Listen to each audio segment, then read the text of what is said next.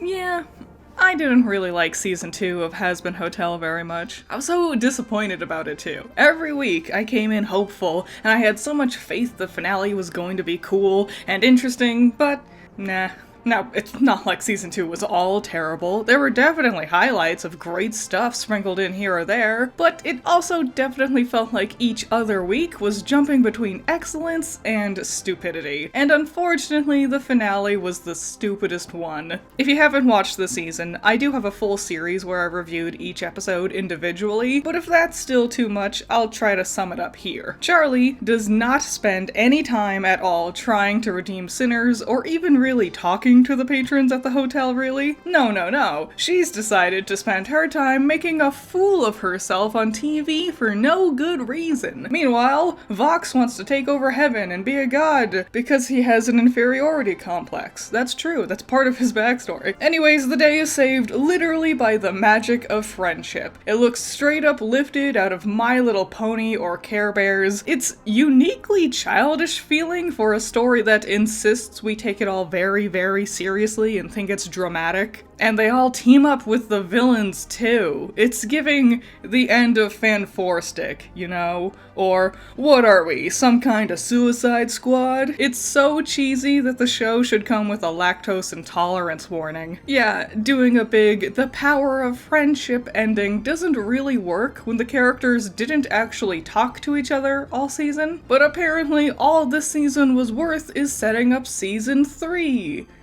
Again, it was my biggest gripe with season 1. They carved out huge chunks of screen time, introducing a bunch of characters who did nothing important in the long run, only for them to play a more important role here in season 2. But season 2 can't be bothered with its current story. We gotta start setting up season 3. It's incredibly frustrating, because the idea of Hazbin is so legitimately cool. The skeleton at the center of this world is so creative and interesting. The concept of the characters in this plot naturally has so much potential that should be so much fun to watch. That's why so many people try their hands at redesigning the characters or writing their own ideas for things that would be cool to explore. And yet, for some friggin' reason, the Spindle Horse team just seems completely uninterested in actually exploring the interesting parts. No, we can't have our show about redeeming sinners focus on redeeming the sinners. We want to have an over-the-top anime battle at the end. Ironically, another thing that makes it a lot like My Little Pony. What? Are you having a hard time taking this lay epic battle seriously when it involves our Technicolor DeviantArt OCs? But it wasn't all bad. When the show does actually focus on the characters and the hotel's redemption story, it's really, really good. I always get those comments like, well, if you don't like it, why are you watching it? I do like it. I love the real premise of the show. The process of redemption, still learning how it works, learning what moral compass is being used to define you as a sinner or winner after death, heaven's own complicated mix of guilt and jealousy, seeing that redemption is possible, those moments are gold. That gold is just surrounded by all that goofy stuff. I know people will try to pin this on Vivian exclusively, but I'm not going to do that. Yes, it's her creation and she directs every episode, but there's still a whole huge team of folks who make the show a reality. A team of like 5 different writers, all the animators, the voice acting crew. I don't think it's fair to diminish the efforts they contribute to the show just because they don't have their name in gaudy lights popping up at the end of the intro. But there's so much more to it to tackle than just my brief summary. So let's do a deep dive into season 2 of Hazbin Hotel to break down why I think it kinda sucked. More! Jesus Christ, Aaron, fine! I know filler is a scary word, but I want to make myself clear. I think filler is a good thing. A very good thing. I've brought it up quite a few times over the last year or so in my vids, but I truly think filler episodes are incredibly beneficial to a narrative. Technically, I don't think filler is quite the right word, but I think it's the most succinct way to get my point across. Episodes that don't necessarily focus on moving the plot forward, and instead they can feature their own standalone plot lines, and most importantly, lets the characters just exist together. A huge issue I had with Hazbin is how little the cast actually got to interact with each other. Baxter and Charlie goes from "You're here to be redeemed, Baxter, Pentious, Baxter," to You made sure that my blankets were always folded, so I assume that made us best friends. Isn't it obvious? they literally never interacted with each other on screen between these points. It's not just Baxter either. Abel got a whole unexpected arc out of nowhere in the last 3 minutes of the show. Everyone seems stuck exclusively interacting with the same people.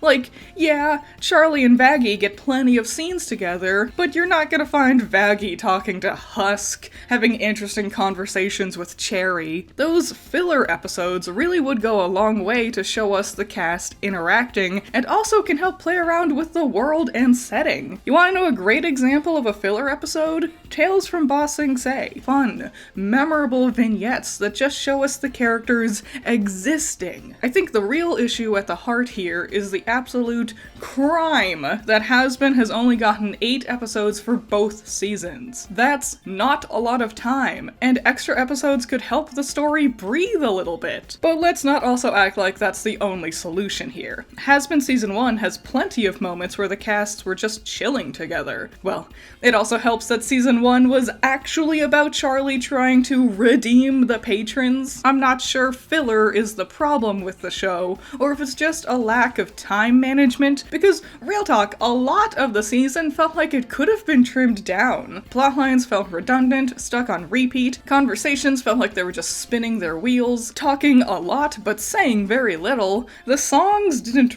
really help, but I'm getting ahead of myself. They have such a huge cast, so I know trying to juggle all of those characters isn't easy, but I think they had the wrong priorities with this season, and it hurt the main characters' on-screen relationships in the long run. Man, this season friggin' ruined Charlie for me. It's not like she was very exciting last season, but I feel like it made sense. She's the optimistic glue that held her team of ragtag weirdos together. Yeah, she was painfully too naive and got unnecessarily angry at Vaggie for no good reason, but surely now with this second season, we can expand her character way more. Oh, what? Was that? She's even more painfully naive?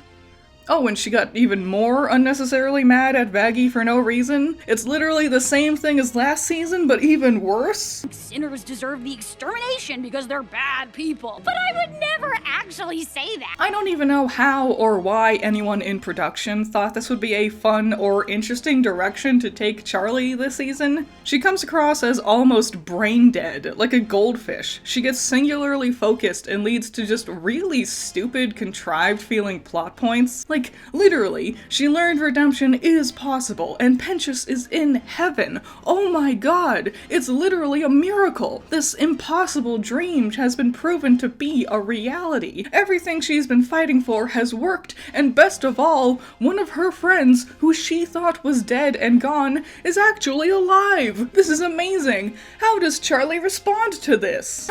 Who even advertises on the Zeppelin? I guess Pentious would. Yeah, she gets instantly distracted with a mean tweet about her, and this becomes her obsession for the rest of the show. And I'm not even exaggerating. She was excited, ran around for a minute, then saw the Zeppelin and immediately stopped caring about Pentious or redemption. It just became about her wanting glory and praise for the hotel. And that's how she comes across all season. She does not do anything for the hotel. She has no interest in redeeming sinners anymore. She doesn't even know who the patrons at the hotel are. She doesn't do any duties around the place. Husk and Vaggie are the ones doing all that. So what does Charlie do? OMG, I want to be popular. Charlie comes across as one of those vapid influencers, only willing to do good deeds as long as the camera is rolling, and they can monetize the video with their Raid Shadow Legends sponsorship or whatever. She just runs around asking for praise and an ego boost, and she does it in the stupidest ways possible. She wants to get the word out Well, don't bother asking Alastor to use the radio tower built into your hotel. Just ask the Vees to pretty please say she's cool and perfect while they are actively in the middle of a smear campaign against her. Yeah, she willingly chose the people who are direct associates with Angel's abuser and doesn't consider any other option. What's worse is she comes across as really mean and nasty to everybody. Not here and not today.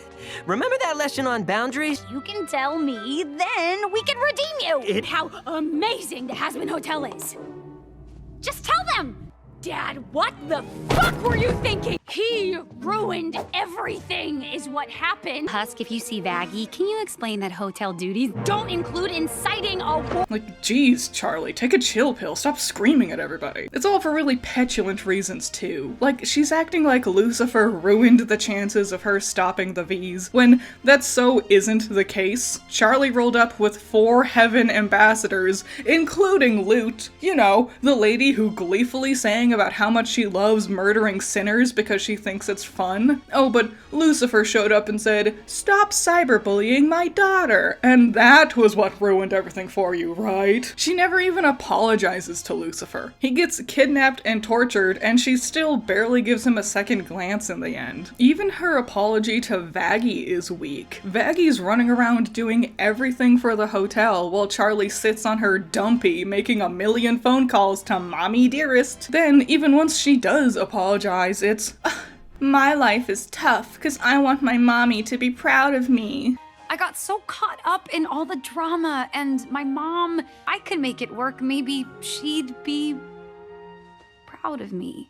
I know I screamed and yelled at you and Dad, and you've been single-handedly running the hotel while I do TV interviews, but my life is so hard. The villains are saying meany things about me. My hotel is a success and my dreams of redemption is a reality, but Vox said I was stinky on Instagram. You should feel bad about me. And I know the go-to argument people throw around is, Charlie's being proud. She's the daughter of the sin of pride after all. She gets hung up and is making rash decisions and is chasing clout because of her pride. I say, that's a piss-poor example of how to personify a character who is too prideful. You want a great example instead? Watch The Witch. It's a thriller. It's not, like, scary, but it is creepy, if that makes sense. You need to watch it with subtitles, though, because the accents are thick. I beseech thee, Catherine, what canst thou do for him presently? Like, that was English. He spoke English right there. Do you know what he said? Anyways, the dad character in this movie is a perfect example of the kind of plot you can have about a character's pride being their own biggest adversary, even at the cost of those closest to him. And I actually really love the idea of this being a problem for Charlie. It's a really interesting, complex issue for a character to tackle. But Hazbin Hotel doesn't portray it as a complex issue. Instead, this feels more like the Fairly Odd Parents. Timmy also constantly makes problems for himself with his stubbornness and ego. But that was the gag of it all. That's an episodic comedy made for 8-year-olds. The Witch is a complex, mature story that tackles sexual themes, violence, and sin with religious undertones. Hazbin, based on its description, should lean a lot closer to the latter, but in practice feels a lot closer to the Nickelodeon standard. And I can hear the comments now. Oh, what? A character can't have flaws? Yes, they can, and should. But Charlie doesn't come across as flawed. She comes across as stupid. Childishly stupid. And I know the Spindlehorse team can execute a flawed main character well, because Blitzo is right there. He's super flawed, but still has a really well-written character. Blitz's flaws don't feel like a contrivance to the story. They add depth and naturally lead to the nail-biting twists and turns of the drama and character evolution. Charlie makes me want to take an Advil because I have a headache from screaming, "Why are you doing that? That's just dumb." I think I've made it clear, so I'll end this section with this little tidbit. Charlie didn't even seem upset about Angel leaving. We're all still processing Angel's absence, but we have a lot of new people to help redeem. Like, she doesn't even care. Her first patron left and rejoined his sexual abuser, and Charlie didn't even give him a second glance, and instead went back to talking about how cool and successful the hotel is. Please, Mommy, please acknowledge me and give me a gold star. Who are you people? people! It's not a secret, Hazbin has a really bloated cast. All these patrons and employees at the hotel, and yet we spend no time with any of them, especially the female characters. Yeah, I don't know if you've read the chapter titles of the rest of this video, but Charlie is the only one that focuses on a female character, because the rest of them don't do anything. The men get to, absolutely. Angel, Husk, and Alastor all leave or quit the hotel in one way or another. They have conflicts and struggles. They deal with their addictions, their abuse, their desires. The women? Well, supposedly Cherry is really close to Angel, and yeah, I guess she and Angel sit real close to each other, but the only time they actually interact is in episode 1. And that was just to talk about Cherry's crush on Penchus. Cherry and Lute kinda have the same thing going on this season, just missing a man who's not there anymore, but they don't really do anything. Lute's story even ends because Abel yells at her to service his own little character arc that comes out of nowhere. Yeah, the Spindlehorse team aren't beating the allegations that they can't write female characters after this one. I could go into more detail about how the rest of the female cast are limited to one personality trait, comic relief,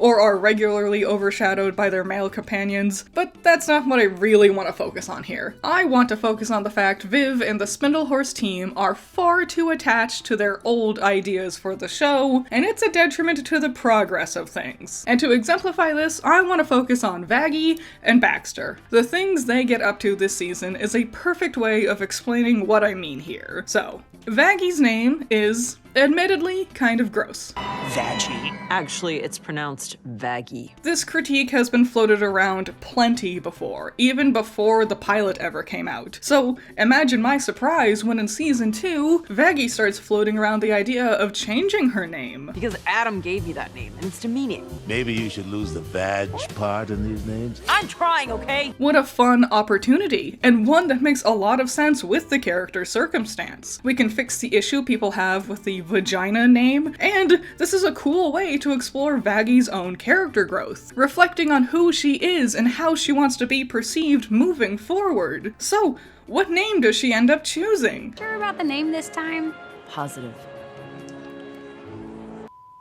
That's it?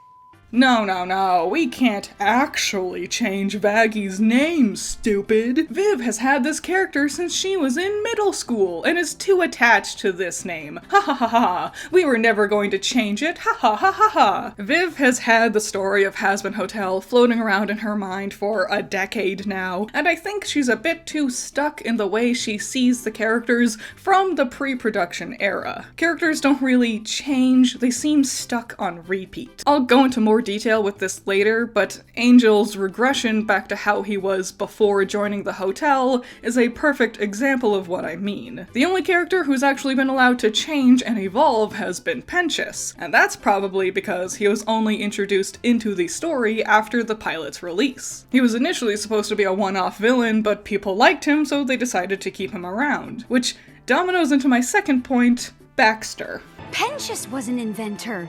I bet you're just like him. I'd like it known I am nothing like him. Yeah, he is just Penchus. Legitimately, Baxter's inclusion this season was completely pointless on so many levels. He barely spoke, existed in the background for 90% of the hotel screen time, and became best friends with everyone off-screen, by their own admission. On top of the baffling idea of adding another character to an already bloated, underdeveloped cast, Baxter is not offering anything Penchus didn't already offer. They both build things, and yeah, Baxter explains their methods are different, but in the end it was irrelevant. Baxter does all the tech stuff in building machines just like Penchus does. His personality isn't anything new to the team either. He's just curt, like a less excited Cherry, or a slightly more excited Husk. So why is he here? It's not like they needed him to show the hotel's growth. They have plenty of rando background characters staying at the hotel now. Well, you see, he's one of Viv's oldest character ideas. In all of the old school art of Hazbin's cast, you'll see Baxter, along with Mimsy in the main lineup. So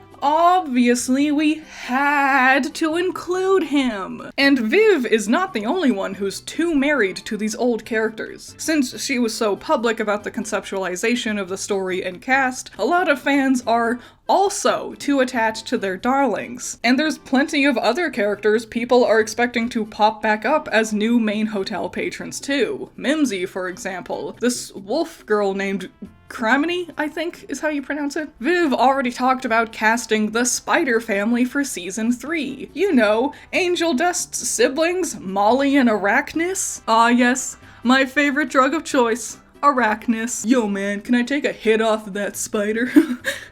I can't deny it. It concerns me to think there's even more cast bloat on the horizon. They can barely be bothered to do anything with the current cast of characters, so adding more to the mix only sounds like a mistake. And it sucks because I wish we could really focus on the hotel patrons a lot more. They're interesting. Their sordid pasts they're trying to redeem from is super fun to explore. How they perceive redemption is also cool. But no, we had to spend all season on Vox and his goofy war with Heaven. Oh, brother, this guy stinks! Alastor is lame.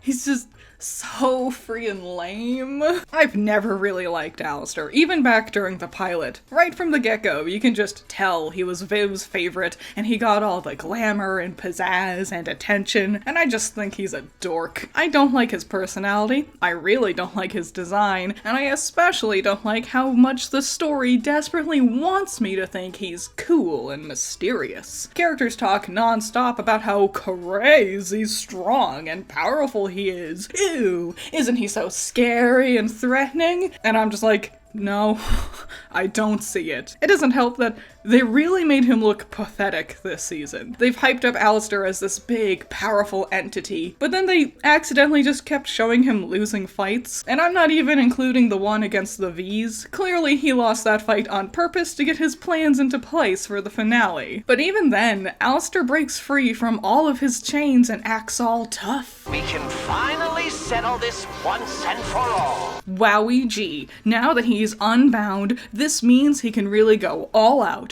and really show us his strength and unlimited power. Oh wait, why is he getting his ass handed to him by a shark? So yeah, he acts like this is his big moment to pop off, and he and Vox go back and forth a bit, but Alastor gets taken out of the fight by Shockwave. Actually, it's Velvet and Val who really stop Vox. Once again, Charlie doesn't get to stop the villain, but Alastor's lameness is more than just his lack of combat skills on display. Like how one little argument with Lucifer made him run away to Mama Rosie. Should use a coaster. That's it. Fuck this, I quit. It just really comes out of nowhere. Rewatching season 1, Alastor seemed pretty dang committed to sticking around the hotel. In fact, he regularly tries to take partial credit for the hotel, so it's weird seeing him just randomly decide he wants to bounce. I think this plot point could have worked a lot better with just a few additions. Like episode 1, rather than Alastor avoiding work, have him actually try. Vaggie would be at the desk, helping folks, but then suddenly she'd gasp in horror as she notices Alastor is trying to help a guest,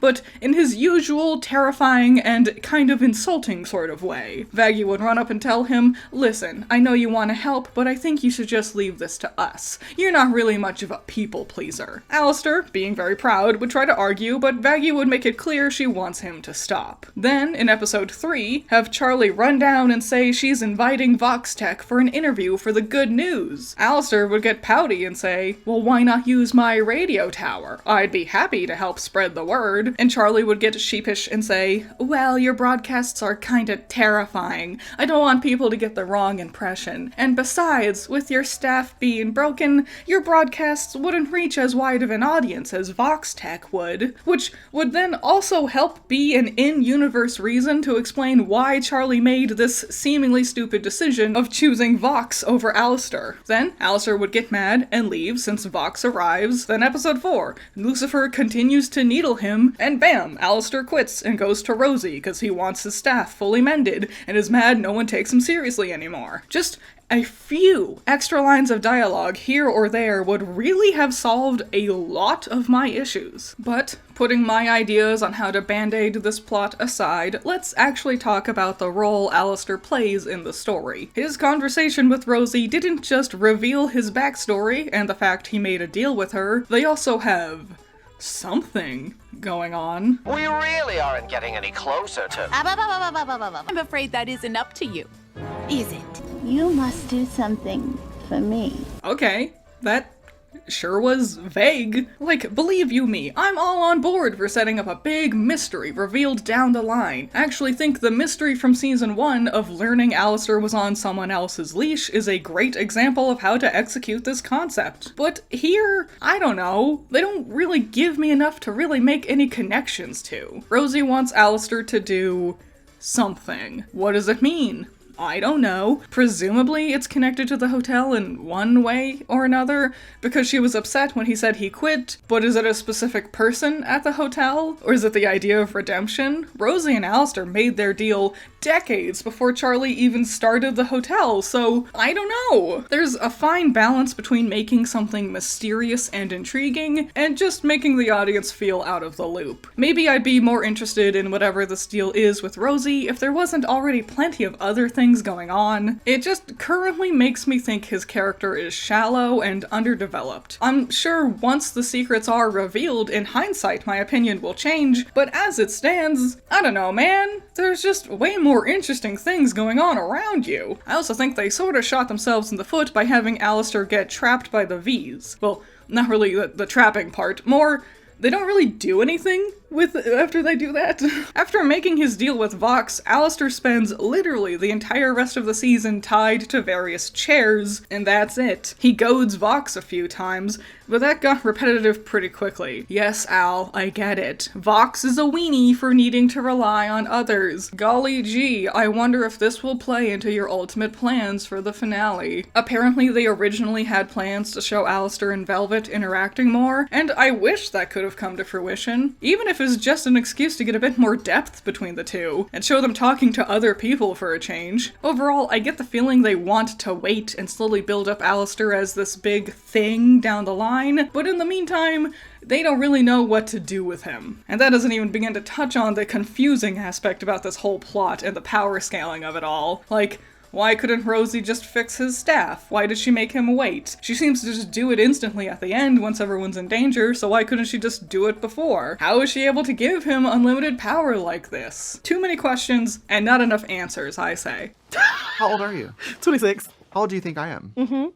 This isn't a thing specific to this season, or even just Hazbin Hotel, but I wanted to talk about it a little bit. I wish the cast actually seemed like they came from different decades. This season started showing us the human histories of some of our characters, and it's really, really cool. I think this is one of the most fun aspects of having a story in a post-death world. We can have characters from wildly different walks of life all together. Unfortunately, the show doesn't really play around with this idea very much, to the point that it's actually, like, impossible to guess the era any of these people actually lived in. Take Angel, for example. I found out apparently he died in the 40s? I was shocked. Nothing about his mannerisms imply 40s. His outfits definitely don't fit that style. I would have guessed he's from, like, the 80s or 70s at the oldest. I don't think many folks from the 40s would be rocking the pink sweater crop top. Tangent, Spindlehorse. Sell this sweater IRL, please. It looks so cute and comfortable, and I want it. But yeah, like, this is an issue everyone's expressed before. All these men come from different decades, but they all wear the same striped suit jacket with a bow tie. It's boring. But I'm not so much bothered by their attire, it's more like how they talk, how they act. Like, Pentious is from London in the 1800s, and like, well, I'm not great at identifying accents, admittedly, and maybe just the snake voice is making it harder to hear, but that's not a London accent, right? At my work. And my machines. A great show that really hams up this exact idea is actually Ghosts. At a glance, you can see these people are all from different times of history, but the point I really mean is how they talk. Seriously, she was a movie star. Oh, silent to talk, you sweetheart. What is a movie again? And yeah, they don't all have the exact same mannerisms coming from the decade they supposedly lived. This is a costume. I'm actually an accountant and my name is Mike. Seriously? No, I'm 500 years old. But still, they managed to squeeze in decade-specific references into almost all of their dialogue, and that's usually the fun part. Admittedly, because of the comedic nature of it, Ghosts can feel a little bit like it goes overboard with the references, but you know what I mean. The Sinners and Hazbin all just talk like millennials. They never make any sort of references to their living realities either. They never address things from their time on Earth, and I feel like it would be very easy to splash in dialogue that mentions it from time to time for the characters. At the very least, I wish the characters talked like they had a life before hell. For example, Alastor murdered people, right? What if some of the younger people knew about the radio host who had a dark past? Looking at Vox, who we also see this season, he was a massive celebrity in his life. What if people knew about the famous Vincent Whitman? I don't know, their dialogue can feel very plot-driven. When the cast sits down to chat the few times it actually happens in the season, their conversations feel a little shallow. I think sprinkling in dialogue to reference their decades of life, or imply this world has a history the newer Sinners would know about, would be a lot of fun. It would be a cool way to play with the characters and give them some more depth too. You're not ascending to godhood, you're just dehydrated. Out of my way! You know what really caught me off guard this season? How many fans of the show seemed absolutely flabbergasted that the villains are villains? OMG, I can't believe Vox would do that to Angel. That seemed like he was going too far. OMG, I can't believe the Exorcists dealt with abuse under Adam and Lute. I didn't think they'd be that bad. Really? The guy who's best friends with a rapist, and the folks who had a whole song about how much they love killing sinners? Wow, who would have guessed the villains are bad people, am I right? I can't blame the fanbase for whoopifying the villains though. It seems like the creators of the show also bend over backwards to underplay the bad stuff the villains do. Specifically with Valentino, I am legitimately amazed at how much of the show has stretched itself to paint Valentino in a sad, sympathetic light. Like, when we're getting scenes like this, I guess I shouldn't be surprised when I see people posting, "Aw, poor little baby boy Val, he deserves someone better than Vox to treat him right." Yeah, that guy literally rapes people. Val, I didn't know that. I really do not like how much the show thinks we should be chill with Valentino and asks us to actually care about him and his emotions. No.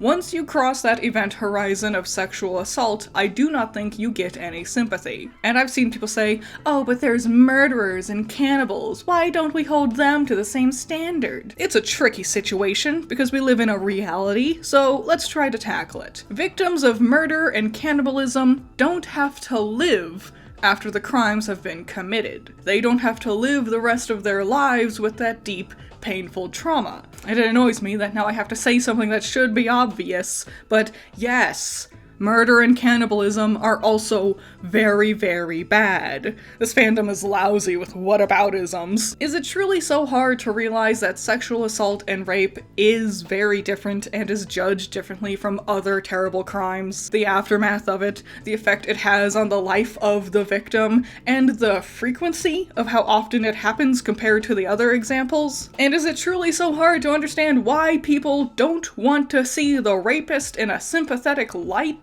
And yet, Val still gets tons and tons of merch, and some fans really seem to want it too, which, just a little bit of advice, you don't need to tell the internet everything.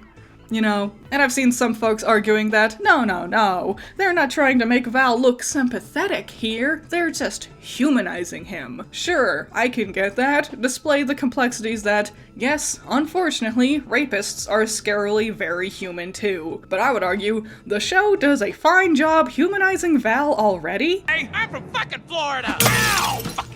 Like, I can't deny, Val has great lines. It helps that Joel Perez is a naturally super funny guy with fantastic delivery. Honestly, I hope he can, like, double cast as another character, kind of like how Alex Brightman is both Adam and Pentious. So then I can like a Joel Perez character a lot more. But honestly, I should save further talk around Val for when he actually becomes important. Unfortunately, despite what the opening songs would lead you to believe, Valentino and Velvet really don't do much of anything all season. The same is is true for Loot too, which really pissed me off. Gravity implies she'll be this really big player, this whole grand song about wanting revenge no matter what, just for the rest of her season to have her filly fart around and doing nothing. Feels like false advertisement, you know? But no, Vox is our main villain this time around. Something that I think actually makes a lot of sense. In fact, it would make sense for the Overlords in general to be the big main antagonists of the hotel, because the Overlords are thriving. The Vees especially. Hell has given them money, fame, power, and they reach these giant heights by manipulating the denizens of Hell. So the hotel naturally stands as opposition for them. Vox can't bribe someone to trap them in a loan scheme if they're staying at the hotel for free. The Vees will lose viewers and customers if there's less of a population around them. So it actually really works having them as the villains on top of their already wicked ways. But then, it's not really about any of that.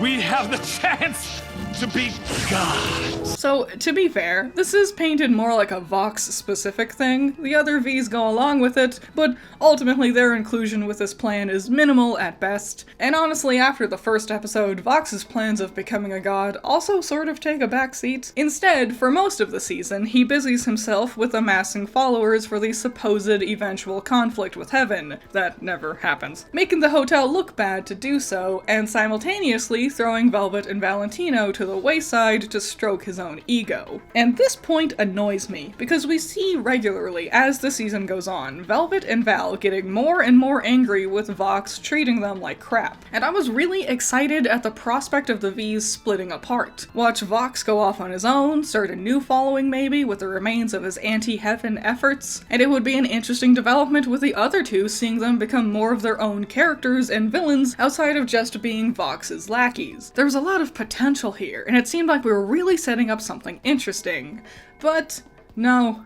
Has my approval rating. Oh my god. I'm not talking to you. No, they just decide to stick together. Val and Velvet sing a couple of lines about wanting to stay, and they just do. Maybe this is just setting up the foundation for them splitting apart in season 3 or something. After all, apparently, season 3 is gonna make Vox important again. So I guess we'll have to wait and see if anything happens with that. So it ends up just being a lot of Vox ego stroking and a lot of him being obsessed with Alastor. As I wipe that smile off Alastor's fucking face, I don't care what happened. Oh boy, this had been set up back in season 1. Now we can finally learn about their intense history. They hate each other. Vox goes to insane lengths to torture Alastor this season. Their feud literally almost spells the end for Heaven and Hell. What was the big history between them that started it all? Together, as partners. That's... Oh, you're serious! That's it? That was it? Really?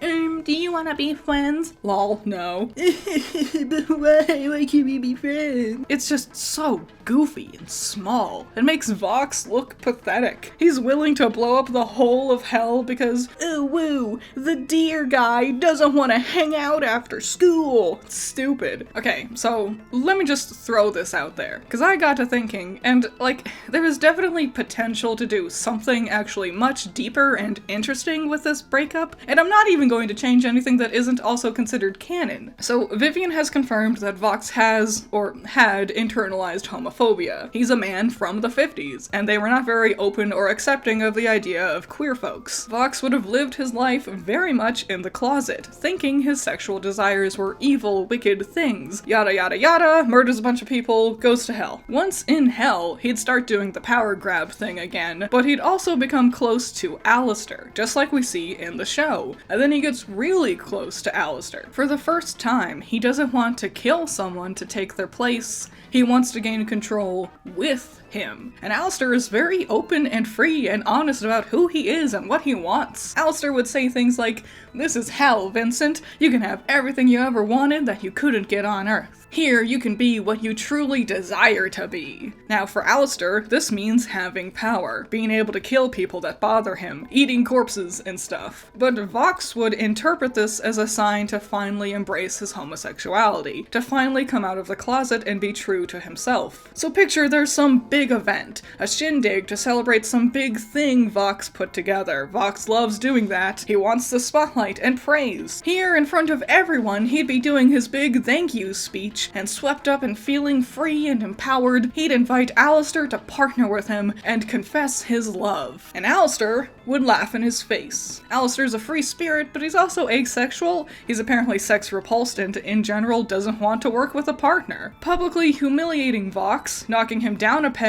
and crushing his spirit after he finally felt like he could really be open about his feelings, then have Vox fly off the handle and try to fight Alastor. After all, Valentino says this in season 1. Still pissed he almost beat you that time. So yeah, they fight, and Alastor would absolutely destroy Vox. And at the end, Alastor would hit him with the old, "we're not even friends" thing he does from the show. And yeah, that's, in the long run, not much different from the canon backstory with them, but it's a whole lot more than just, "I want to be friends with you," private little conversation that no one sees or cares about. You're gonna destroy Heaven. It's so goofy. Anyway, Vox's plans about going to war with Heaven, there's an aspect here that does make sense. The whole reason for the exterminations is that Sarah was convinced Hell would try an uprising. Vox is literally her fears becoming a reality. Perhaps this would have worked better if Vox's plot was season 1, but whatever. Thanks to his naturally charismatic nature, Vox makes the plan sound really doable too. But also, unfortunately, the moment you start thinking about the logistics of his plans, things start to fall apart. And it's best if I explain this in its own new section. Vox's plan inherently makes no sense. And because his plans make no sense, it sort of means the whole show feels like it's not really going anywhere. It makes no sense for Vox to try and overthrow Heaven or whatever, because the powers in place should automatically stop him in his tracks. The 72 Ars Goetia, the 7 deadly sins, and Heaven itself should be able to stop a lowly sinner easily, and not just through violence. That's sort of the whole point of Heaven and Hell in general, right? And this is why I think it's a problem that's baked into the very core of Hazbin Hotel. Hazbin does not treat Heaven and Hell like actual heaven and hell. It's clear Vivzipop's show has sort of flirted around being biblically accurate at times. For example, the design of Asmodeus is actually really spot-on interpretation of how the classic demon is typically depicted. But on the flip side, we also have Beelzebub, who looks absolutely nothing like the demon is usually described as. And this general notion is true in all sorts of different ways in Hazbin and Helva. And fans will usually dismiss any issues people have with inaccuracies because, well, the show isn't trying to replicate those traditional concepts. You can excuse away why St. Peter is a Jersey Shore twink with pale skin, blonde hair, and blue eyes, because,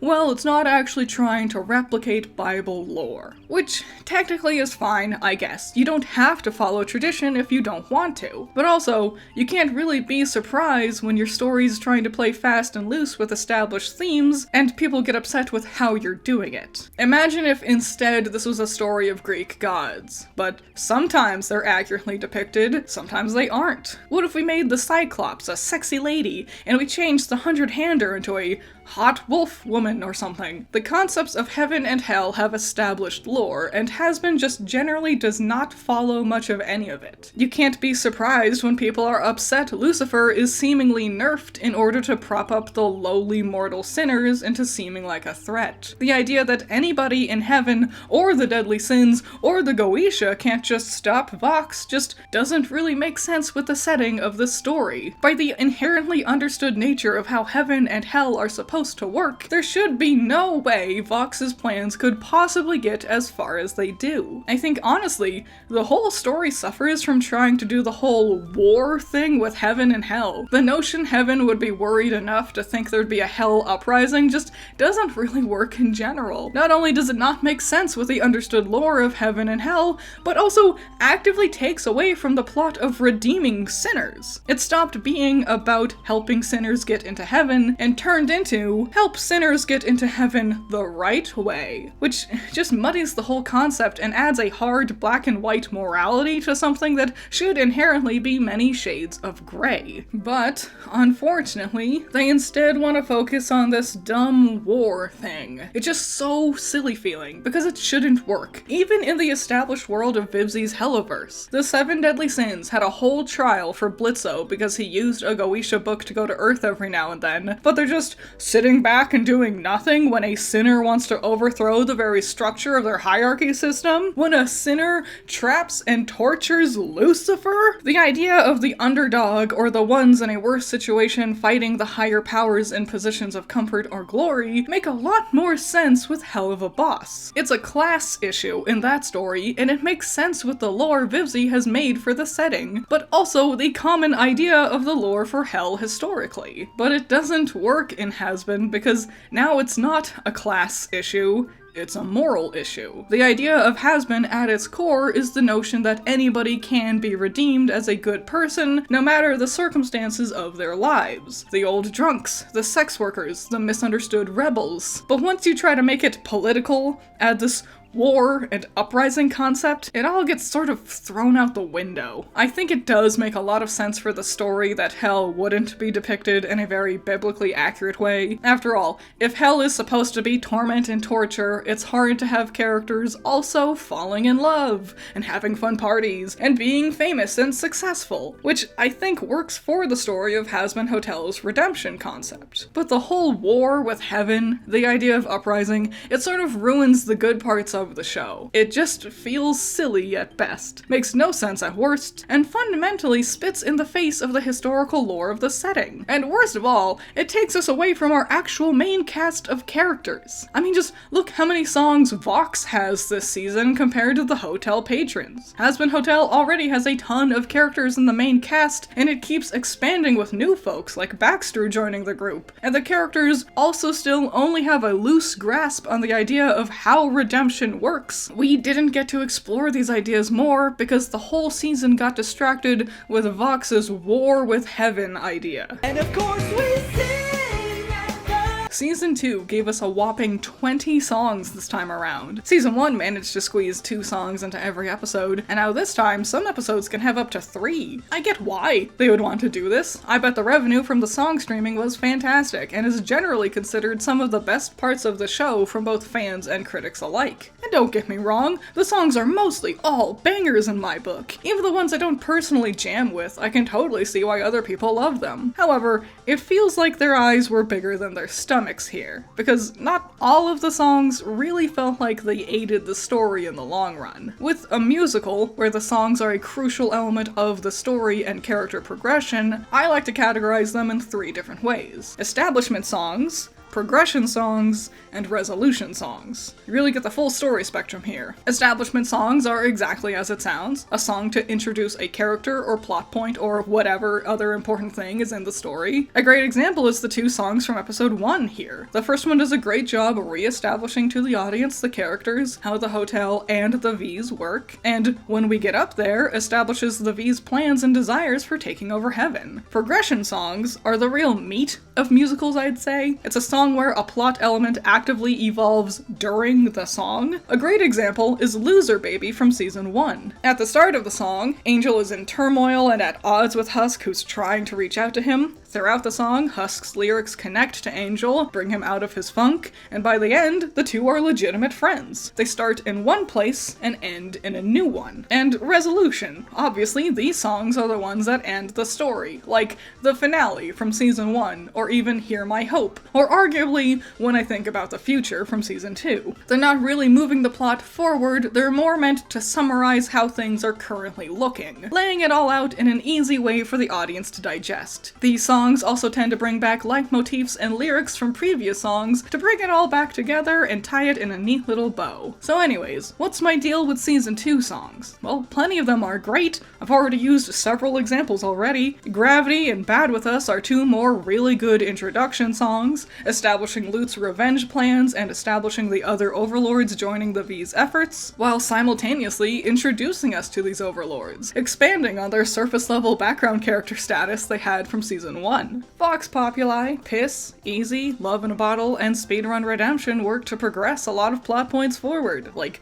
Husk returning to alcohol, Cherry realizing she also has feelings for Penchus, Vaggie helping Charlie relieve stress with sexy time, etc, etc. I would also argue Vox Day and Brighter work as resolution songs, highlighting the amounting power Vox has as we move towards the end of the story. But I do have some specific issues with No One Here Is Like You, Clean It Up, Losing Streak, Don't You Forget, and its reprise. Now before you get angry, just wait a second, let me try to explain. Don't worry, Losing Streak is amazing. I know, just let me make my point. None of these songs really move things forward or introduces new things to the plot. At least not in any substantial way. You could argue like Losing Streak introduces us to the fact Angel also works in drag at the casino, but that information doesn't really change the progression of his or Husk's arc. It's mostly just an excuse for the two of them to meet up here. And as for all those others, all they do is this confusing thing where they act like they're establishing information, but it's all information we all already knew. We get a song about how Alastor is on Rosie's leash immediately after she gets done explaining that to us with his backstory. Vox sings about how jazzed he is, he's got Alastor, after a 5-minute long montage of him being jazzed he has Alastor. No One Here Is Like You explains how Penchus can't leave heaven, but hey, at least it's cool here, after Emily had literally just told him he can't leave heaven,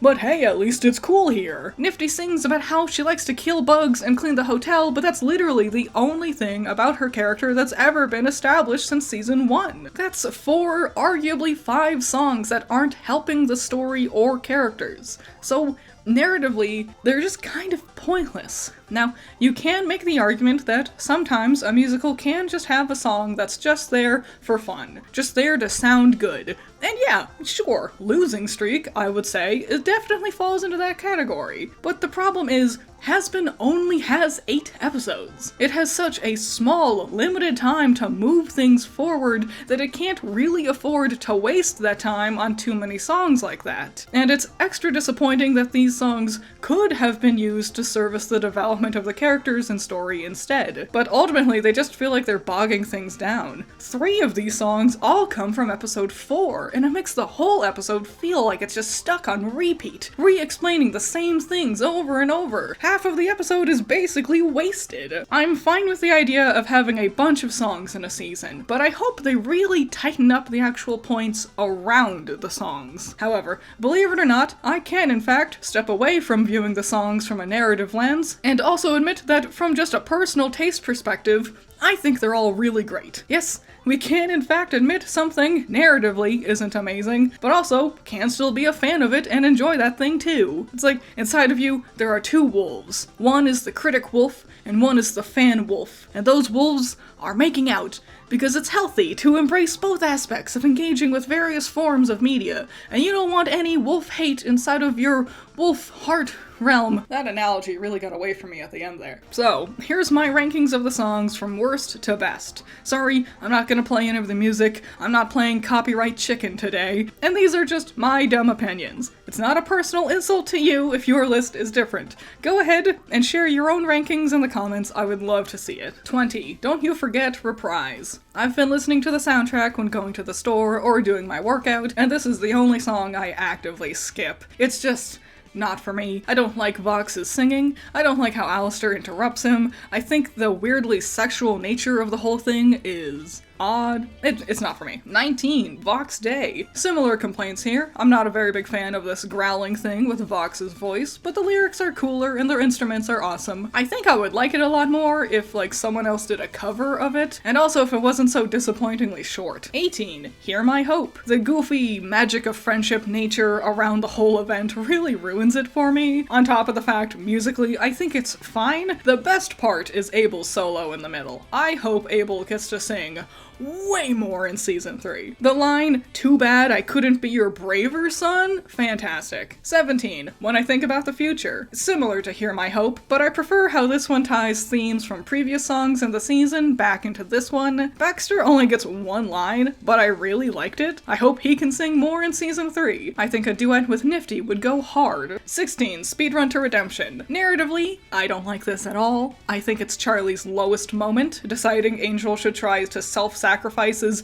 legitimately a character-ruining aspect of the song, but I can't deny it gets stuck in my head. I really like how Charlie starts rhyming off of her own words and starts rhyming with the various interjections Vox has instead. It's a cool lyrical way to show Charlie's getting wrapped up in the Vees manipulation. Also, her Penchus impression is hilarious. 15, Bad With Us. It's fun. I like how Vox changes song styles to appease the different overlords. I like it more for its narrative elements than its musical ones though. 14, No One Else Is Like You. Another one that gets really stuck in my head. It's fun, it's fast, Penchus' solo in the middle is great. I have nothing bad to say. From this point on, I think the rest of the songs are real bangers. 13, the first song. I prefer the Vees half, but the hotel half is really funny. It's better when you watch it with the visuals. Listening to it on its own isn't as fun. Also, the way the two halves blend together for the final chorus is really cool. 12, Clean It Up. I keep waking up at 3 in the morning with this aggressively stuck in my head. Hands down, the biggest earworm they have. It's really funny, the animation is super cute, it's just so short. More Nifty, please, I love her. 11, Vox Populi. It took a while, but this one really grew on me. As a whole, I'm only fine with it, but the parts I like, I really friggin' love. Lucifer's opening is amazing, and Jeremy Jordan's voice is great for this heavier style. This is his only song, and that's a bummer. But I can't deny, every time I listen to this one, when I'm doing my workout, it ruins my rhythm, because I have to stop to dance along to the Hail Vox Populi, the people's voice bits. I love it. Easiest song to dance to, definitely. Top 10, baby! What do we get up there? I've mentioned not liking Vox's growls. I much prefer his melodic, very choir-esque performance here. Also, all three of them harmonize super well. The song single-handedly sold me on the idea of becoming gods, which is impressive. I also love the animation, especially that little dance they all do at the end. It's really cool. 9, Losing Streak. I can't believe this is Angel's only song. Like, Roman is so good, I want more! No, I love this one. I adore the silky, smooth, jazz-esque vibe. It's a nice change of pace on the soundtrack. The wordplay is super clever. This one's just an absolute delight. Number 8, Piss. It's both really sweet and also really exciting. The duet is great together. It's cool getting Cherry singing finally too. It's romantic, but in an adorably dumb, not actually romantic way. I mean, the song is titled Piss, after all. The lyrics in this one are a lot of fun. 7, Don't You Forget. Rosie's voice is angelic. She's a queen, a goddess among us mere mortals. No, but for real, her voice is not only magical, but pairs with Alastor way better compared to the reprise. I also like the way they really play around with the visuals of this one. Number 6, Love in a Bottle. Keith David is just a top-tier vocalist. I love it when he sings. All that I said about the jazzy nature of Losing Streak is even more prevalent here. I love jazz. This one's also super poignant and feels more human compared to a lot of the other songs. Like, we really get a smart, complex look into Husk's mentality and explores the ups and downs of drinking. It's fun until suddenly it isn't. And it's a super smart song, on top of being incredibly catchy. Top 5. This is the best of the best now. Gravity. I admit, Lute's minimal appearance this season really sort of diminished the bite to this song, but it's still great. Honestly, it's the most you can just play this one on the radio kind of song from the soundtrack. It's heavy, the lyrics are crisp and cool. Alex Brightman's backup vocals as Adam's haunting voice around Lute adds cool depth. The animation is gorgeous in this one. It ranks very high, if not number 1 for most people, and it's easy to see why. Number 4, Easy. Alternatively, I saw a lot of people were nonplussed with this one, but I can't help it. I think it's really cute and fun. No, Vaggie saying, "Shut up, you know that I love you," it's not her being mean to Charlie. It's not an abusive shut up, it's an effort to calm the storm of Charlie's emotions. It's cute, the dancing is fun and boppy, and their voices are a nice duet here. Number 3, Sarah's Confession. It's a crime that the Speaker of God was only in this one episode. I loved her. I think she's awesome and magical and has an amazing singing voice. She was also the singing voice of Anastasia, and she's Kiara from Lion King 2. Awesome! The visuals to this one goes crazy, and the accompanying war drums just give this weight that demonstrates Sarah's turmoil. I fell in love with this one instantly. Number 2, Brighter. It surprised me too. A Vox song. One where he growls lands as my second favorite. I don't know what it is, it's just really good. It gets my heart racing. The bright, flashy style of the music and animation takes my breath away. The echoed choir behind his voice adds gravitas to the meaning of Vox's words. Of all of their human backstories this season, Vox is my favorite because we got this 10 out of 10 masterpiece. But it's not my favorite song from the season. Number 1, Live to Live. When I was going through categorizing the songs as expository, progression, or resolution, you might have noticed I didn't talk about either of Sarah's songs. That's because I wanted to show how much character development can happen with just 2 short songs. Of all of the storylines in season 2, Sarah's is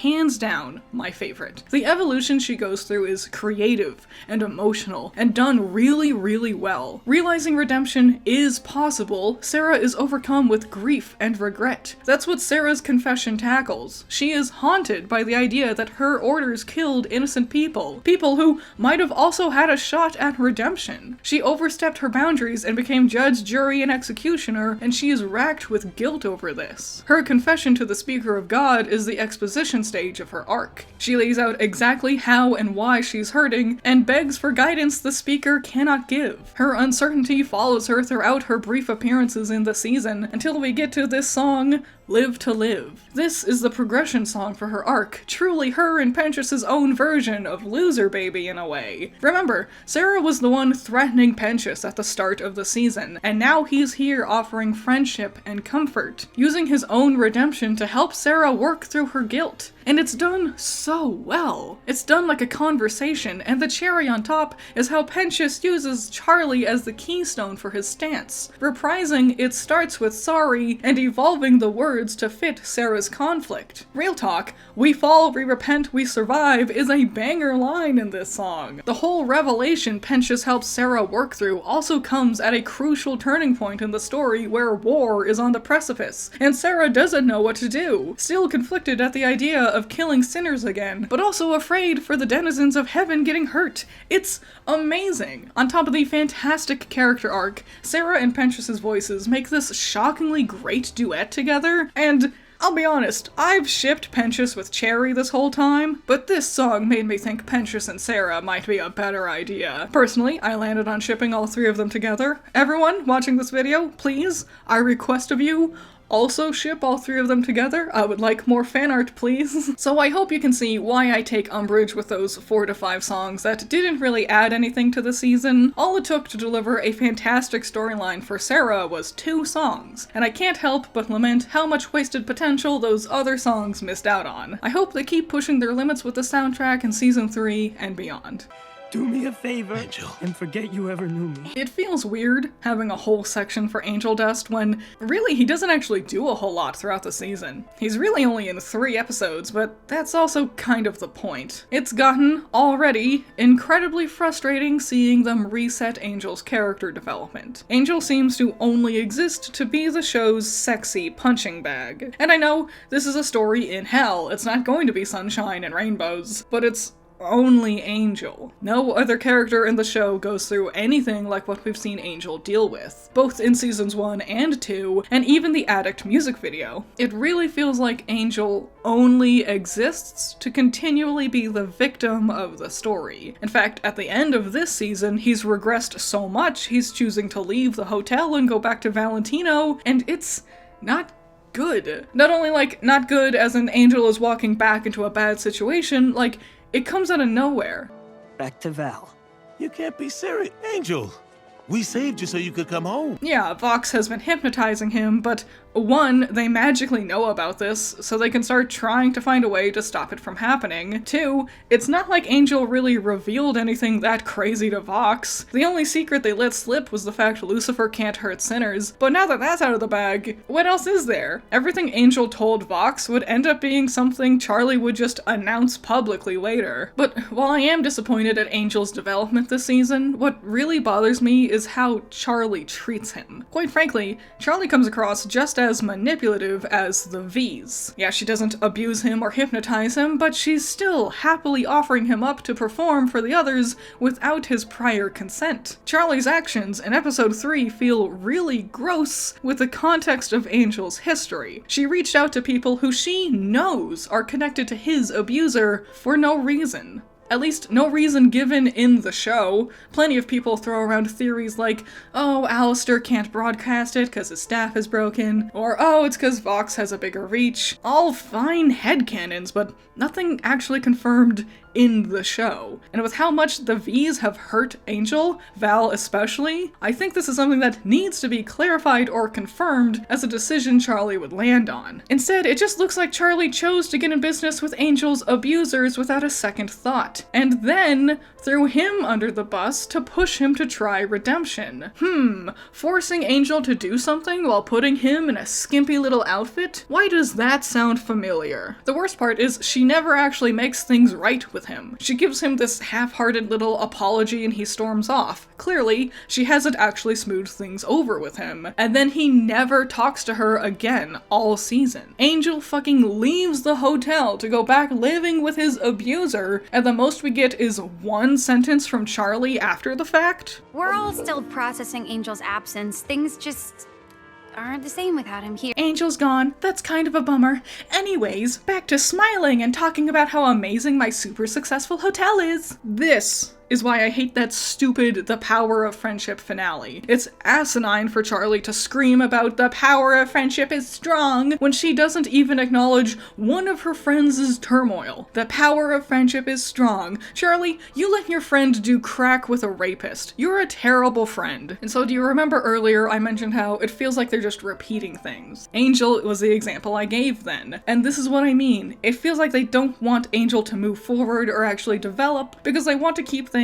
the same as it always has been. The same as it was when they were in the pre-production stages of things. When you conceptualize a character and you think about where they can go, having them actually go somewhere means they're changing from what you originally thought of them as. And I don't know if they just are not ready to start progressing things forward, but in their doing so, they make it feel like things are just actively regressing. And unfortunately, Angel, the character who arguably has gone through the most progress, the most development, or at least is the most interesting character connected to the redemption plot, is the one who suffers the most because of this decision. And it doesn't even feel very justified in the long run. Like, every action that led to him deciding to leave the hotel feels like a second thought. He talked about having therapy sessions and things. Suddenly he's leaving it behind. You still up for the therapy session today?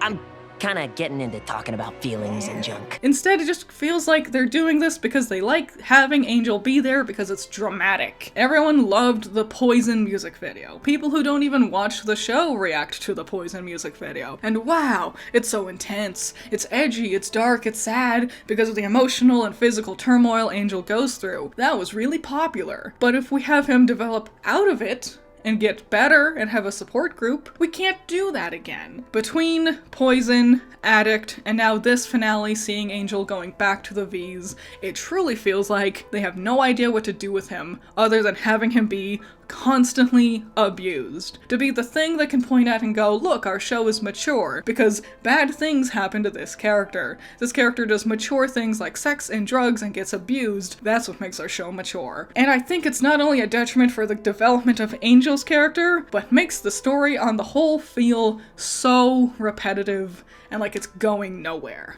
Next time on Dragon Ball Z. Throughout this whole review, I have talked multiple times about things being set up for future seasons. Heck, it's what I started this out with. From Lute singing Gravity, to Alastor's deal with Rosie, to the Vees sticking together. By the end of the season, it feels like nothing really happened. I mean, things did happen. The story has progressed somewhat compared to Season 1, which really made a big, shocking leaps and bounds by the end, though. Season 2 just feels like they kind of just inched forward a little bit. A lot of plot points feel either unfinished or like they're actively resetting. It doesn't feel like the story is moving forward, it feels like it's running in place. The biggest offender of this being Lute. Yeah, it's totally fine if you want to set up stuff that'll come into play later in the story. That is actually super cool, but like, I don't know. maybe don't start the season with this great big villain song that promises her revenge just for nothing to come of it. Listen, I love Gravity, top 5 songs of the season, but it really should have been cut and probably saved for next time. It's like Chekhov's gun, you know? Lut's revenge is this great big Chekhov's gun that got special treatment, was released early and everything, so it seems like they're presenting us with this idea of a plot point for this season, and it never did. That gun never went off. We could discuss at length how they could have handled this, how they could have set up this plot point for down the line without disappointing the viewers for this season, but Lut's a small part of this larger problem, and a problem that's been around since season 1. Listen, I know it's exciting to sprinkle in tidbits for the long game of your story, but there's a point where it starts to actively hurt the current season we're in. Like,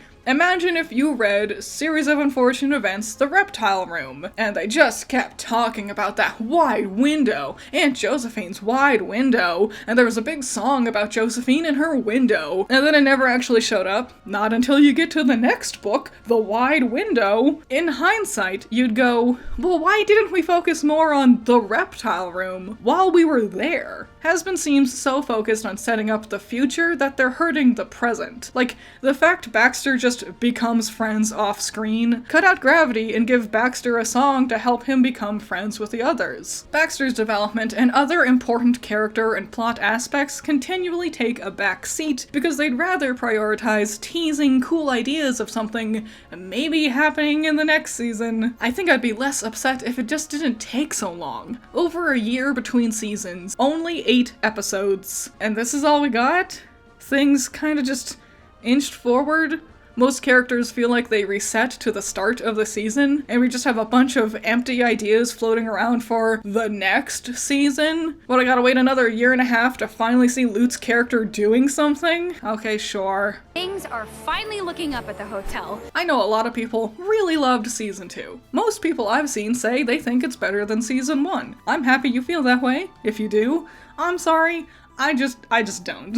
Sure, season 2 had more polish, but it also felt very clunky and overwhelmed by itself. I rewatched season 1 just before the finale episodes dropped, and I was amazed at how different the 2 seasons actually are. Season 1 spent way more time with the hotel patrons. They actually talked to each other regularly, at least once per episode, and it wasn't the small one-off pairs either. Season 2, they all felt like a bunch of strangers. I imagine they realized setting up the enormity of Vox's plans to make a cannon to shoot down the pearly gates was going to be a huge endeavor, so they spent a majority of their screen time showing us Vox's development towards reaching that goal. But it came at the cost of the main cast. I also feel like season 2 took less risks. It felt very safe, very charming, especially for a hell setting. The characters felt really inactive for the most part. They did a lot of sitting around, chatting, making phone calls. When I went back to season 1, I really liked how each episode had a thing that was going on at the hotel. One episode, it was trust exercises. The next, it was show and tell. They had their day out on the town. These weren't ever the main focus of the episode, or at least were tangentially important to the plot, but it was nice seeing them all together and interacting, having conversations and backs and forths. It was also cool actually seeing Vaggie and Charlie trying to run the hotel, engaging with the patrons, having a structured plan in place for them to do things to teach them about redeeming qualities. Season 2,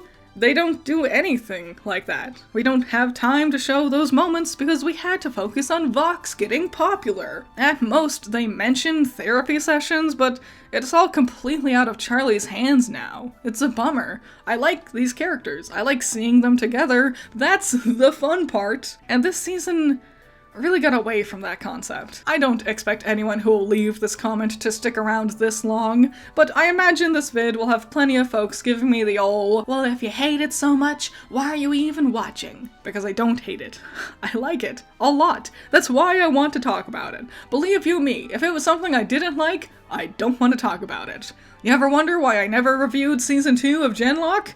It's because I hated it. I mentioned it earlier in the song section, but you can't can in fact have fun with something and enjoy watching it, while also simultaneously being able to view it from a critical lens. It's okay to discuss the flaws or shortcomings of things you enjoy, because I would like to see the Spindlehorse crew continue to improve their work. I want to see Hazbin, Helva, and anything else they end up working on do better and better. Besides, despite all my criticisms, at the end of the day, it's not like season 2 was all terrible. The good parts vastly outweigh the mid things about it. It's like finding 3 diamonds in a pile of 1,000 rocks. Yeah, the rocks aren't very special, but that doesn't take away how valuable those diamonds are. I'll take 5,000 rocks so long as I get a couple of diamonds out of it. I am curious to see season 3. The stinger at the end with Lilith is kinda disappointing. Like, sorry, she was already the stinger for the end of season 1, and then that didn't end up going anywhere. Hopefully this time it can be different, but honestly, who knows? They might just push it back again to season 4, which would be kind of funny, actually. I am excited to see Lute's villain story start panning out. The Vees make more logical sense as antagonists for the hotel, but I personally think Lute is a lot more of an interesting character. And I would love to see the characters just exploring and expanding more. See them interact more, see them develop and do something more, see more of this world. Season 2 might have sucked, and I think it was worse than season 1, but weirdly, I'm super hopeful for season 3. I'm either gonna hate you or I'm gonna hate myself. Okay, well I hope it's you in a way. You're friends with him? He's very useful. In what way? Yeah, what the? We're also good friends, but you should see him punch a body, is what I'll say. Babe, do you love me? Not in the slightest. For real? Oh my god. What's the straightest thing you've ever done? I killed a guy. Straight. That's very straight. It's very straight. It's very straight. Do you remember I said I'd either hate myself or you? Yeah. It's you. Shout out to my $10 patrons, you're all amazing. Andrew, Valhalla Knight, Chamomile, Classy Critic, Genital War Thunder, Jake, Amber, Scaring Crows, Not All That Evil, Messiah, Jacob, Ben Sketchbook, Rain, Trash, Wild Pilot, Juan, Bunkin Duncan, Hoodie Angel, Ranger, Sean, Primaroon, Lavaros, Plague, Tyrene, Thanos, Pandemonium, Peter, Aguirre, Eden, Doki Pokey, Moon of Blues, Zappy, Wolfgang, Philip, Mac and Cheese, Lollaroni, Marie Fan, Davy, James, Salty Goat, Nerf Ned, and Video Gamer. What did you think? I think I'm in the minority, saying that I think not only was season 1 better than this one, but I also preferred Hell of a Boss over this one. I think a lot of people disagree with me on that, and if you do, I want to know your thoughts and opinions. I covered quite a lot of topics here. Tell me your song rankings, tell me what you think about various aspects of the characters, Alastor, Vox, Lute, Charlie, any and all thoughts and opinions about anything I talked about. You listened to me babble all this time, you can go ahead and babble back at me. I would love to see it. And I'll see you in the next one. Bye-bye.